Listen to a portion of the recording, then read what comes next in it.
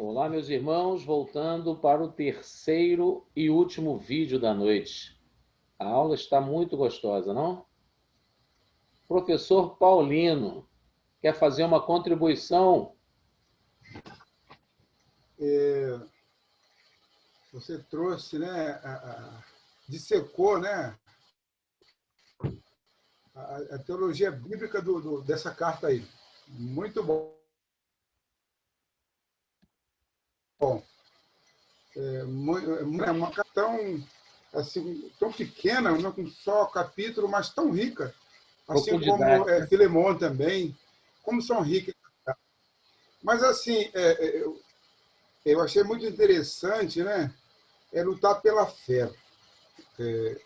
E no versículo 17, ele diz assim: vós, porém, amados,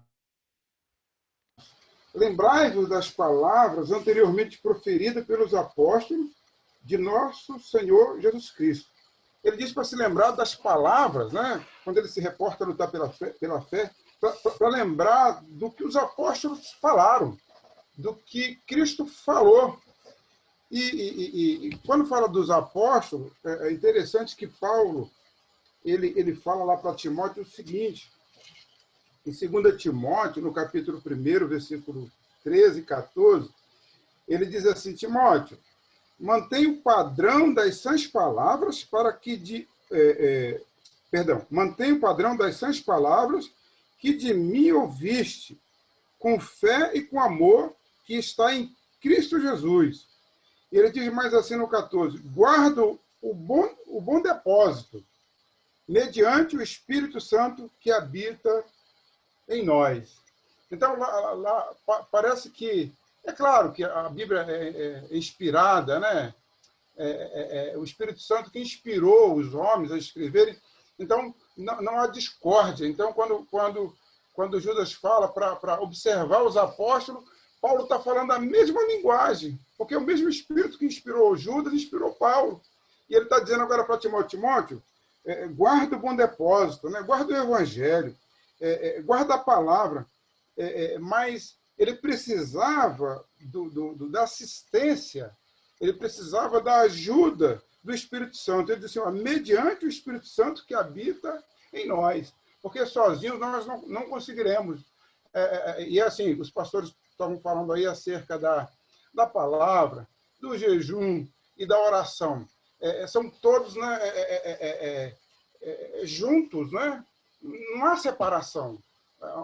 Você não pode fazer uma coisa desgarrado da outra. É um conjunto. Quando o pastor Ayrton falou sobre o jejum, é interessante que quando você vai jejuar, você precisa estar apoiado na palavra. Você precisa estar alicerçado na oração. Eu não posso fazer jejum, né, pastor Ayrton? Peraí, estou fazendo jejum hoje, para eu esquecer que estou com fome, eu vou para o shopping. Não pode, né, pastor? Não, eu tenho que estar linkado, né, na palavra de Deus, tenho que estar alicerçado na oração, como o Isaac Yuri colocou agora há pouco assim, Tessalonicenses 5,17, me fala a memória, orai sem cessar. E nesse período do jejum, a gente precisa estar orando sem cessar, né? Precisa estar focado na palavra, como o irmão falou agora há pouco. Mas é tremendo, né, querido? A palavra de Deus Muito bom, muito bom. toda ela vamos dizer assim, É uma engrenagem. uma engrenagem, exatamente isso. Obrigado. Obrigado pela participação, Paulino. Então vamos lá, meus irmãos, para a gente fazer aqui o desfecho, né, desse conteúdo, que foi bem chutinho, para a gente ter tempo agora de dar oportunidade para cada um de vocês falarem.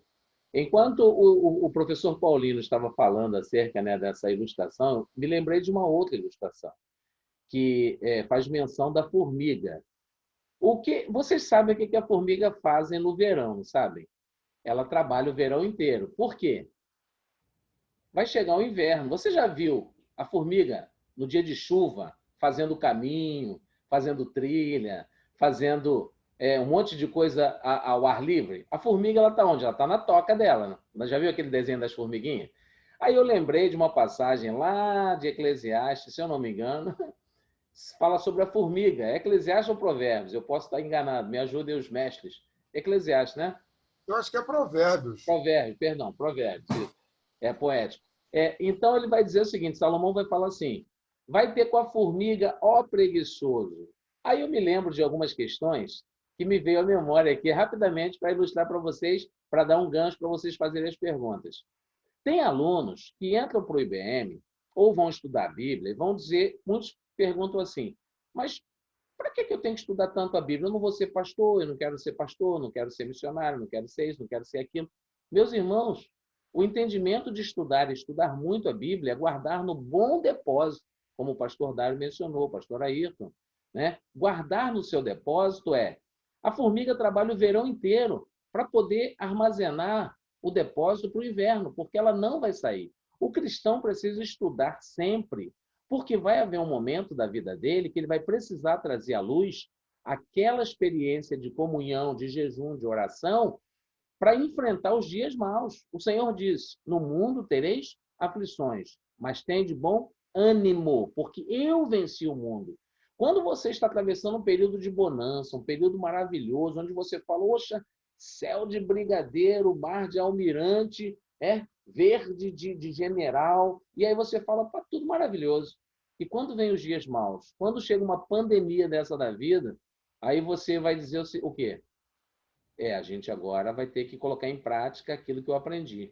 Eu tenho o meu depósito totalmente guardado, protegido e para ser utilizado nesse momento. É para isso que você foi chamado para a obra de Deus, através da oração, através do jejum, do conhecimento da palavra. Chegou o dia de vocês utilizarem tudo o que foi armazenado no seu coração, na sua mente, no seu intelecto. Essa é a palavra final de desfecho, para a gente entrar nas perguntas.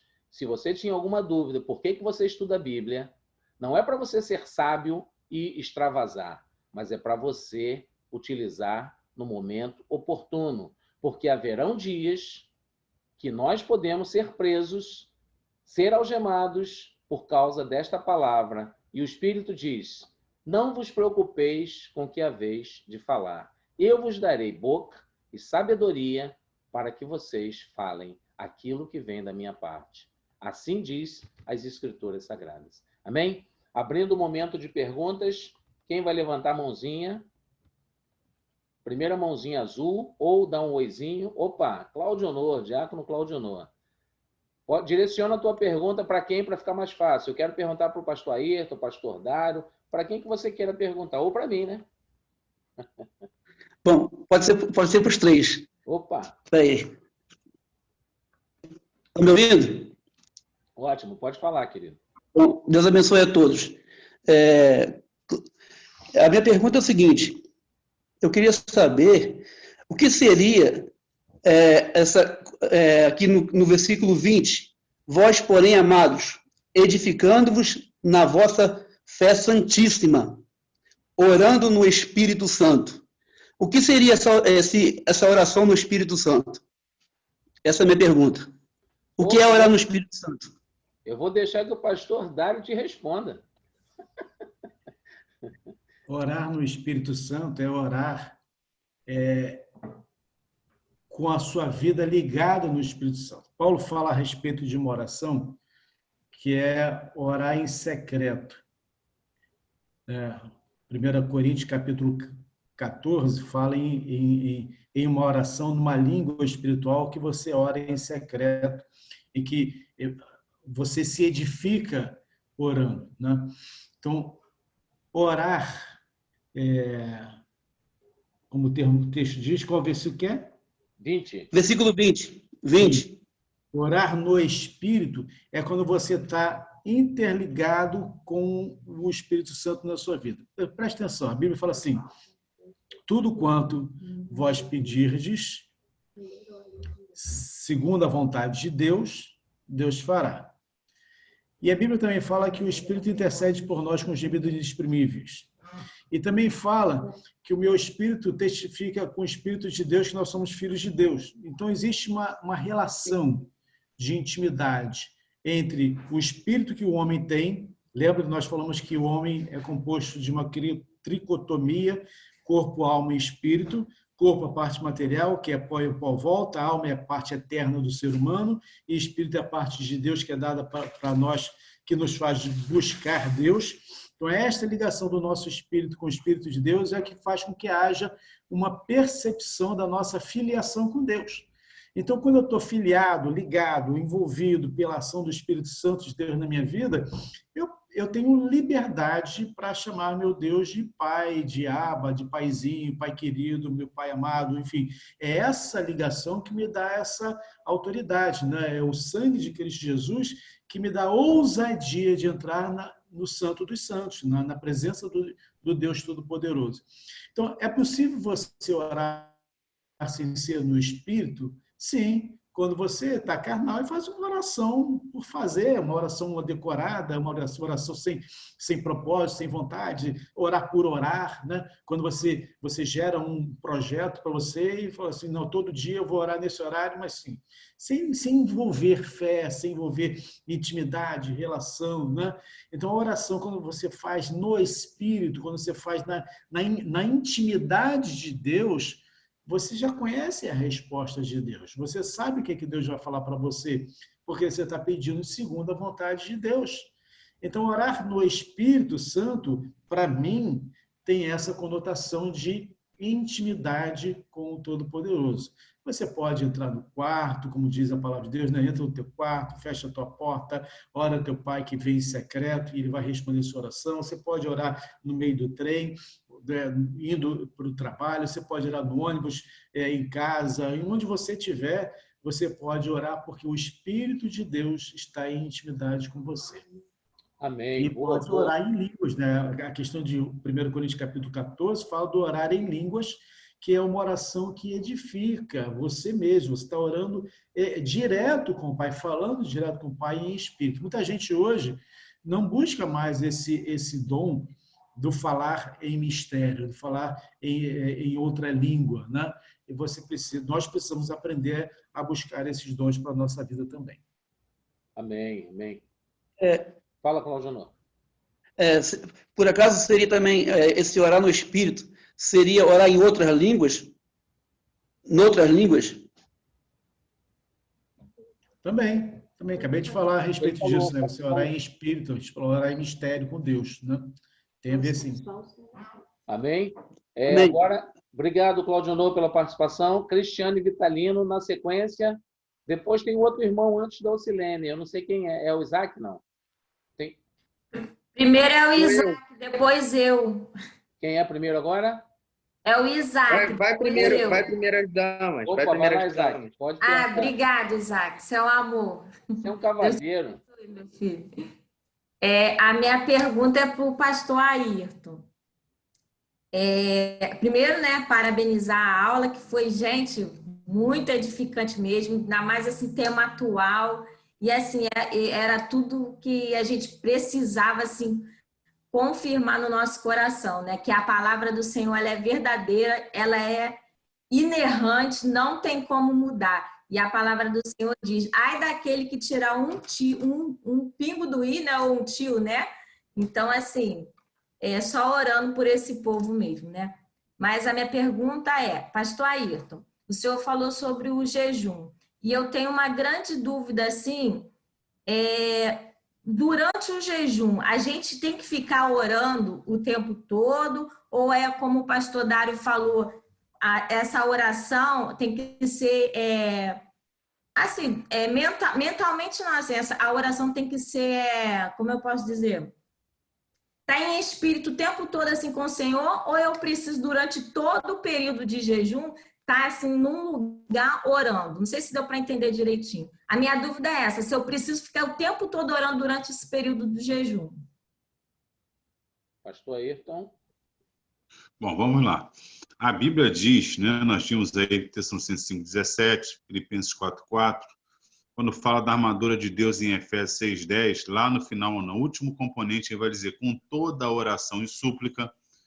Então, esse estado de oração que o pastor Dário falou, ele não vai estar só no jejum, não. Ele vai estar você cozinhando, você trabalhando. Então, é um estado de vida. O que é a oração? A oração é você se comunicar com Deus, reconhecendo que Ele está interessado e reconhecendo que Ele pode suprir as nossas necessidades. Então, orar é essa interação com Deus. O jejum, mais ainda, se você está num momento de consagração, se afastando das coisas, até que não são erradas, mas são, naquele momento, para buscar mais a Deus. A oração vai estar envolvida em todo o jejum. Agora, a pergunta é, você foi trabalhar, e talvez seja mais prática a sua pergunta, você foi trabalhar e fez um propósito de jejum, uma sexta-feira, indo trabalhar. Como é que você vai fazer? Porque você tem que atender o público, tem que não sei o que. Ora, é estado de oração. Você vai estar naquele propósito, você não tem como ficar reclusa num lugar, numa consagração, na igreja, 3 horas de joelho orando. Mas você vai ficar vigilante, vai ficar atendendo as pessoas num espírito de comunhão com Deus. E no final você vai entregar esse jejum a Deus, né? Esse propósito que você teve. Então não é que você vai ter que fechar o olho, ficar ali. Inclusive em Mateus 6, Jesus até fala sobre isso, né? Quando você jejuar, você não transpareça para os outros isso, pelo contrário, lava o rosto. Ou seja, as pessoas nem precisam notar que você está em jejum. Então você... Fazer propaganda, né? Estou em jejum. Estou em jejum, não. Mas você precisa estar num estado de oração. Olha só, você e todos que são casados, Paulo, quando fala em 1 Coríntios 7, ele vai falar, inclusive, que você pode fazer um acordo com a autorização do cônjuge para uma consagração. Então, preste atenção. O jejum é um estado de consagração, de busca, de interação. Logo, a oração já está implícita. O pastor Dário falou muito bem. Oração e jejum, eles vão estar envolvidos no mesmo propósito. O jejum na abstinência de algo lícito e a oração na comunicação com Deus. Entendeu? Agora, você não precisa se desligar ao ponto de ficar em êxtase e tal, não.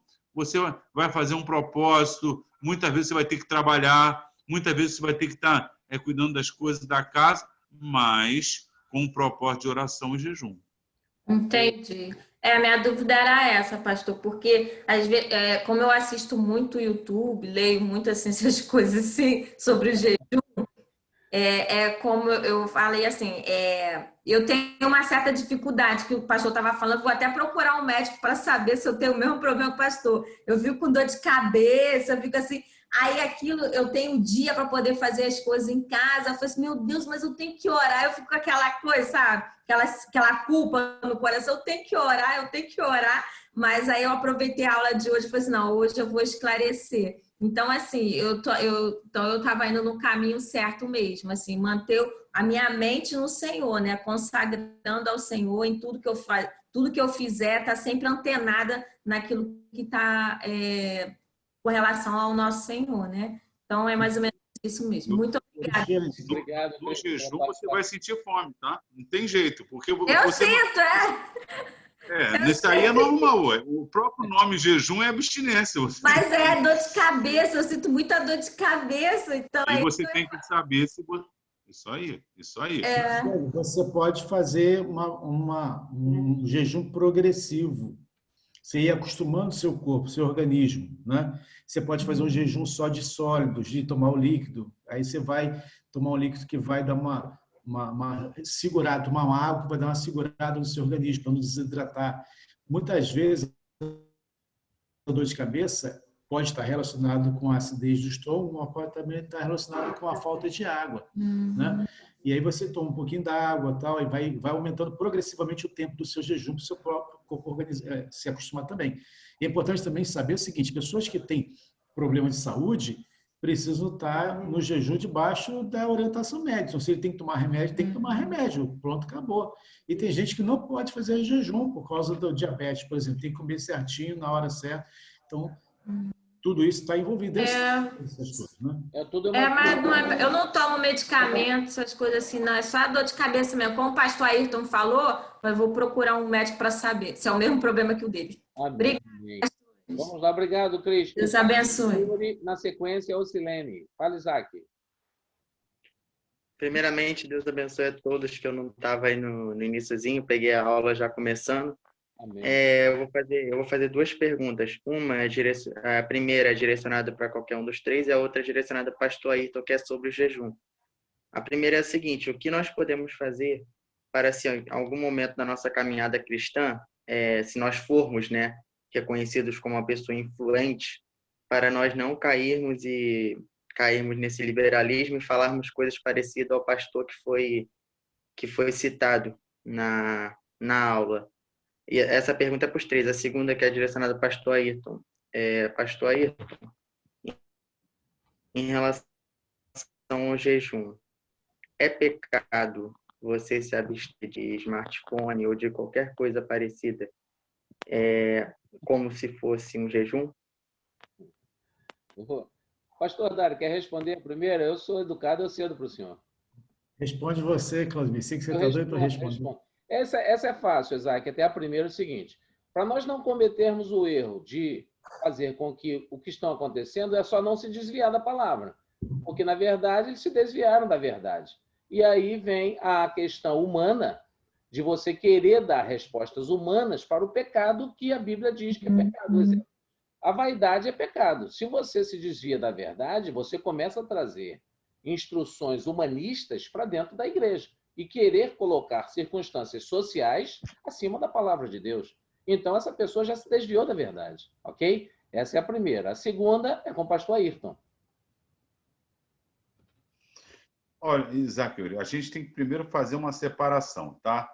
Lembrando que abster-se de alguma coisa que não faz bem, não, na minha cabeça, não é jejum, tá? Por exemplo, se WhatsApp, não sei o quê. Se você no WhatsApp fica brincando o tempo todo, aquilo te incomoda, você sabe que não é algo muito agradável e tal. Aí o que você comenta, os colegas, isso não é jejum. Isso aí você vai fazer por uma santificação. Por santificação você evita mais conversações, por santificação você se desvia do mal. Então, esse é o primeiro ponto. O fato de você estar em jejum, na minha cabeça, você tem que procurar se afastar de tudo aquilo que te distrai.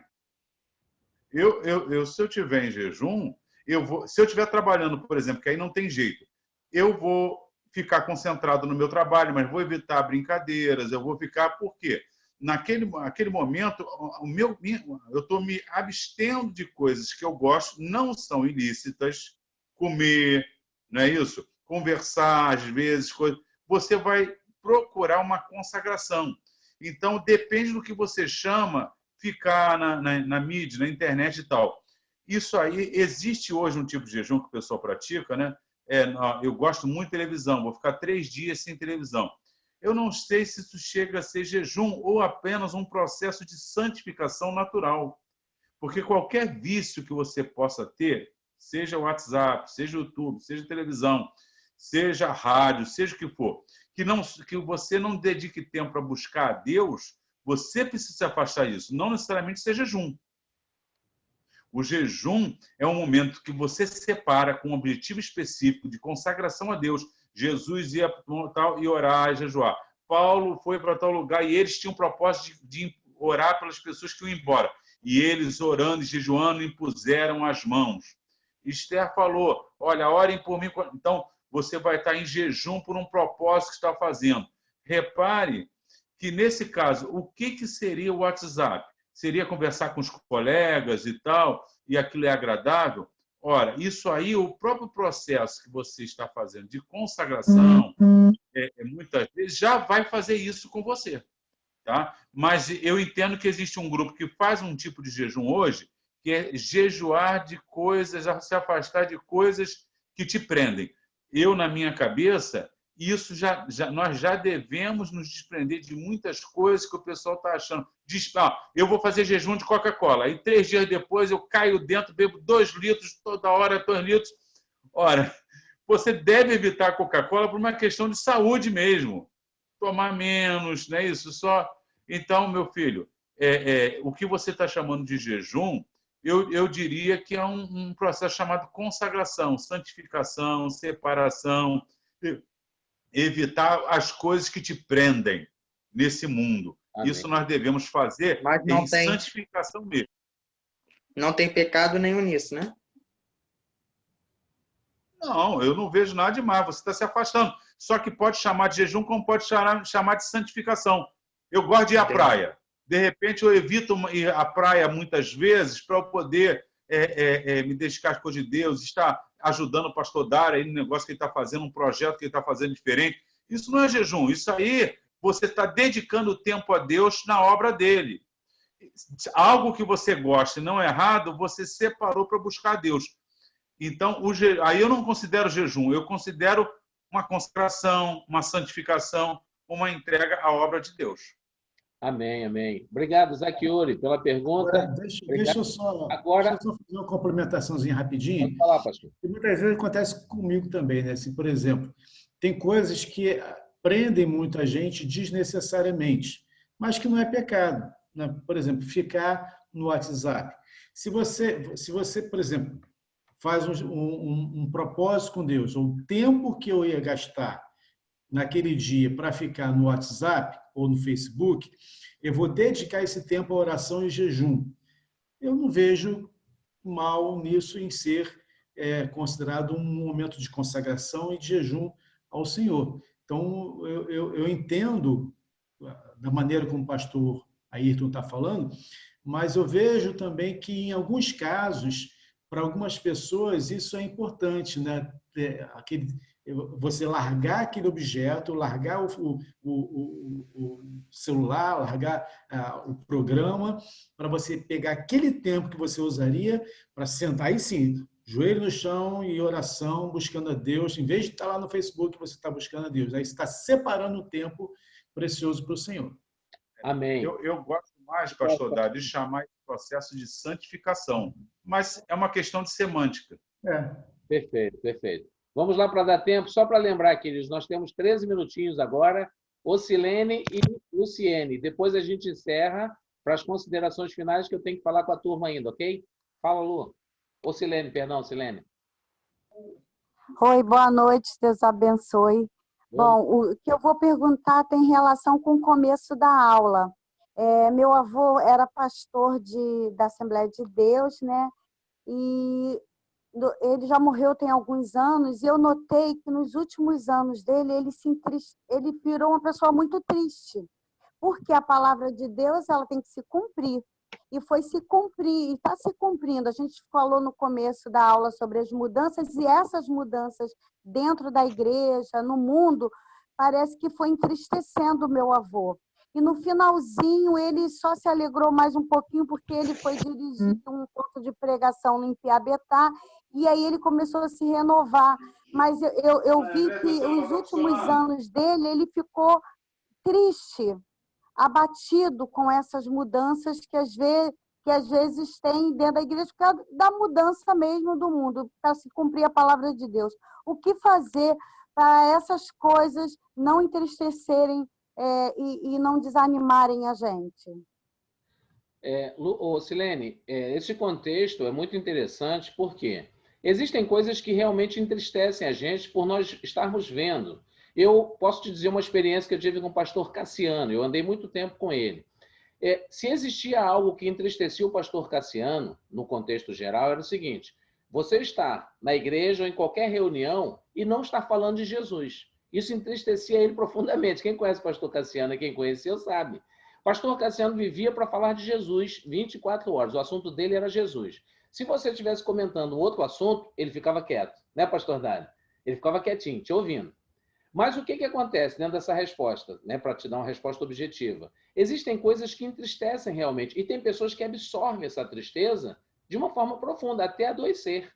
Mas a Bíblia nos ensina que, se nós tivermos o equilíbrio dentro do contexto de entender o processo que o mundo está atravessando, no espírito, a gente consegue sobreviver a tudo isso, mesmo passando por uma grande luta, uma grande dificuldade, e a gente consegue se fortalecer ainda. Já outras pessoas se enfraquecem e adoecem. É uma questão que até dentro do contexto, vamos dizer, psicológico, Tem gente como o seu avô, que ele adoeceu. Tem outros que saem mais forte dessa situação, porque já estavam esperando o que ia acontecer. Tipo, existe um ditado mundano que diz, né? Eu posso esperar alguma coisa de alguém, ou eu posso esperar uma luz no fundo do túnel, ou num abismo, eu posso esperar uma propulsão de mola que me jogará para cima. Tem gente que sabe controlar isso e tira de letra. Outros não conseguem. E aí é uma resposta que fica muito subjetiva na questão, mesmo que o teu avô tenha tido uma intimidade profunda com Deus, ele se entristeceu porque ele viu que algumas coisas não se cumpriram e que ele almejava alcançá-la. Ok?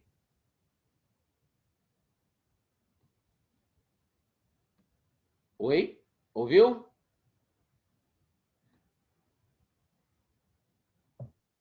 Beleza. Luciene. Oi, Deus abençoe a todos. A aula... Tá me ouvindo? Estamos ouvindo, sim. A aula foi maravilhosa, o aprendizado foi grande e agora vem as perguntas. E eu tenho 3 perguntas. Vou também ser bem curta para poder não ganhar muito tempo. Olha só, a minha primeira pergunta é: essas pessoas que estão fazendo esse tipo de heresia, essas pessoas famosas, né, que têm muito conhecimento da palavra, essas pessoas, elas foram tomadas por espírito maligno porque elas deram brechas, ou já estava que elas já tinham isso, já de fazer isso mesmo, foi premeditado? Isso sempre me gera uma dúvida, se essas pessoas que antes falavam muito bem de Deus, exemplo, a gente tem o pastor da nossa igreja, né? Só um exemplo. De uma hora para outra ele começa a falar um montão de heresia. Isso foi premeditado ou uma coisa que a pessoa deixou o diabo tomar conta dela e ela passou a fazer essas coisas? Outra coisa, heresia, as roupas que a gente tem trazido... a Cassiano está gritando lá no da sala. Filho, fica quieto. As roupas que a gente tem usado do mundo, que tem trazido para a igreja, roupa curta, roupa apertada, barriga de fora, isso é uma forma de heresia? Não, isso é sensualidade. Está querendo seduzir também. Então, isso é uma forma de heresia que as pessoas têm entrado para a igreja e às vezes não têm percebido, porque eu acho... Eu me cobro muito, porque eu me olho no espelho e pergunto ao Espírito Santo como é que eu estou vestida. Mas eu queria saber, em relação a esses ditos famosos, se eles foram tomados por um espírito maligno e estão agindo assim, ou foi premeditado mesmo? Tomaram bastante conhecimento, se fingiram de santo e agora estão se rebelando. Eu vou fazer essa primeira abertura, vou passar para os pastores que têm mais autoridade, mas eu vou fazer uma explicação. Deixa eu ligar teu som. Ativa o teu mudo aí. Isso. Melhorou. Primeira coisa. Existem situações que a gente tem que definir bem na nossa mente. Existem situações que são humanas. As pessoas se envaidecem. E aí, o envaidecer-se, Satanás, ele se aproveita disso. Mas nem tudo é o próprio Satanás. É a pessoa que se enveredou por um caminho contrário. Um exemplo, Balaão.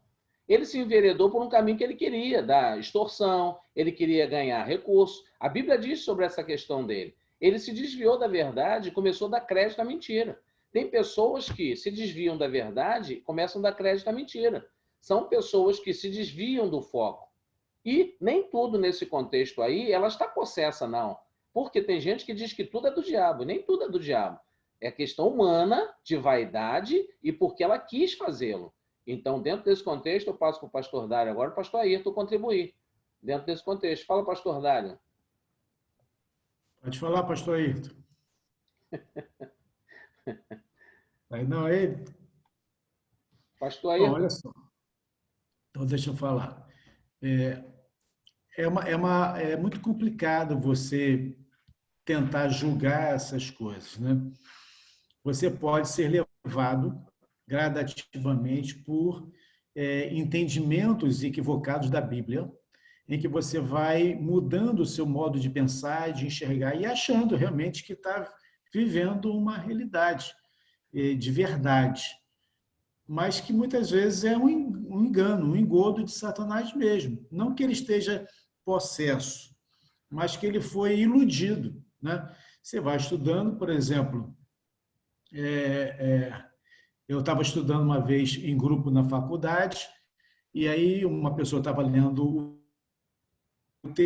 texto para a gente poder discutir e tal, e alguém estava falando lá, não sei o que lá, de opondose, e a gente ficou todo mundo desesperado. Que doença é essa, opondose, que surgiu lá no texto e ninguém sabia. Procuramos desesperado, éramos 10 minutos antes da prova, a gente correndo de um lado para o outro tentar descobrir o que é opondose, até que eu resolvi reler o texto para ver, né? O cara estava lendo, um amigo meu, e aí estava escrito opondo, tracinho será opondo-se. O cara leu opondose. Então, assim, às vezes o jeito de ler, o jeito de interpretar o texto faz com que você entre numa heresia, né? Tem até um caso de um camarada, uma vez,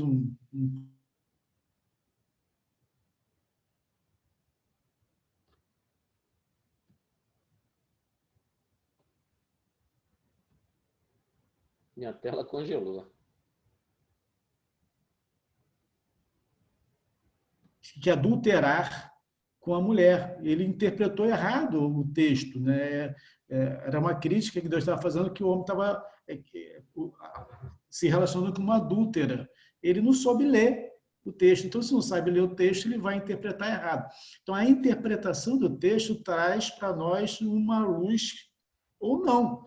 Então, se você não lê direito, se você não pensa, se você não se aprofunda, se você não busca referências, porque toda heresia tem base na Bíblia, né? É você pegar um texto fora de contexto e gerar uma heresia. Então, se você não se envolve, não busca entender, né? Não busca uma base de entendimento, você é levado. Agora, tem gente que realmente é levado por Satanás mesmo para influenciar negativamente, para levar ensinamentos de demônios mesmo, para as pessoas. Não tem lógica, por exemplo, quando o camarada pega um texto como da conversa de Jesus com a mulher samaritana e diz que a água viva é a ejaculação. Isso aí não tem lógica, isso não é má interpretação, isso aí realmente é a ação do inimigo sobre a vida da pessoa. Ok, senhores. Lu, obrigado aí. A gente ficou na correria agora porque faltam 2... Muito obrigada, valeu. Faltam... Tira essa faca da mão do Cassiano aí. Claudemir. Meus irmãos... Fala, Marquinhos. O pastor falou muito bem sobre interpretação aí. A Luciene, eu não sei se foi essa a intenção dela, eu estou vindo com uma interpretação. Porque, falando de quem é a pessoa, do pastor que a gente está falando, ele vem de um grupo, que é a Missão na Íntegra. A gente já teve um caso anterior, que é do pastor Ariovaldo Ramos. Sim. Então, talvez seja essa questão. E aí, esse grupo tem essa intenção? Sabe? Essa proposta lá que parece... Essa é uma pergunta que vai ficar para a próxima, porque a gente já vai acabar com o vídeo. Não, beleza. Eu estou achando que ela foi para esse tipo de pergunta. Eu entendi, mas eu não futuquei, Marquinhos, porque senão vai dar margem para a gente ir para o 4º vídeo. Tá bom. Deus abençoe. Na próxima aula a gente entra um pouquinho sobre esse assunto, a gente dá uma futucada aí. Por quê? Queridos, esse é o último mês que nós estaremos estudando, entraremos de férias. Gravem, férias. Dezembro, janeiro e fevereiro, férias. Voltaremos em março na aula magna, ok? Pastor Dário, só dia 3 de março é em Caxias. Grave isso aí. Pastor Dário, o senhor tem 1 minuto para orar para a gente encerrar esse vídeo. Obrigado a todos, meus irmãos. Deus abençoe. Senhor amado, nós te agradecemos por esse tempo precioso de estudo. Obrigado pela vida do Claudemir, Diácono Claudemir, pastor Ayrton, seminarista Marcos Rogério. Obrigado por cada um dos teus filhos e filhas que estão participando desse processo. Que a tua palavra fique gravada em nosso coração e nós possamos cada dia mais frutificar para a glória do teu nome, em nome de Jesus. Amém. Amém. Senhores, Deus abençoe a todos. Oremos pelas nossas vidas e fortaleçam a vossa fé. Ivani, Deus te abençoe, Ivani. Deus abençoe. Olha, vocês podem fazer a pergunta depois. Ô, Lu, completa, a gente vai respondendo pelo Vou perguntar mesmo, pode ter certeza. Valeu. Tchau, tchau, gente. Deus abençoe. Um abraço a todos. Deus abençoe. Márcia Moreira. Você está quietinha, Marcinha?